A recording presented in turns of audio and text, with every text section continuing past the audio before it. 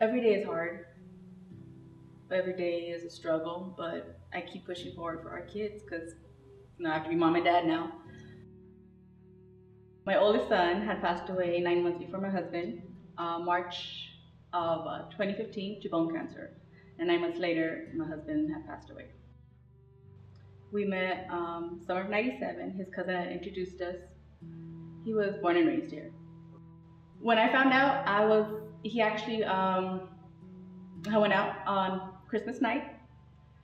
So that was the last time his other two boys had seen him.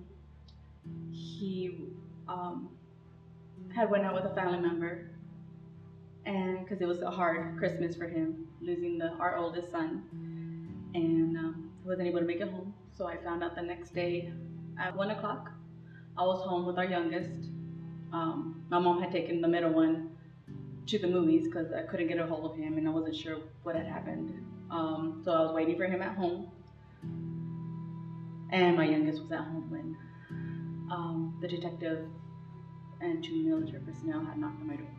A big part of his heart was missing, and I wasn't completely not expecting it. Having dealt with death 9 months before with my son, even though I was in denial about my son, I knew it was coming. With my husband, it was a shock, complete shock for everybody. My little ones, they ask about him all the time. The little one was, when he passed, he was about 4. He's 7 now, so he always tells me, he's like, I wish my daddy was here. And my oldest, he cries for him. And yeah, he was very, very close to them. My middle son, I remember I'd be at work because I was working at a doctor's office at that time, and he'd get off work early or something, and they had season passes, to Six Flags, and he'd take them. So I'll get home from work, and he's like, we went to Six Flags today, and I'm like, really? And I had to work all day. So that he was always he was an amazing father to them. Even after 20 years, after every deployment or training, I knew he was coming home. I still got the butterflies, and I was like, I can't believe you still do that to me. It was 20 years, and he still gave me the butterflies and that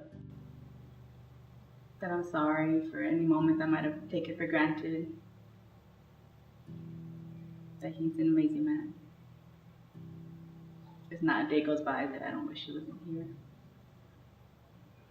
And that kid's missing.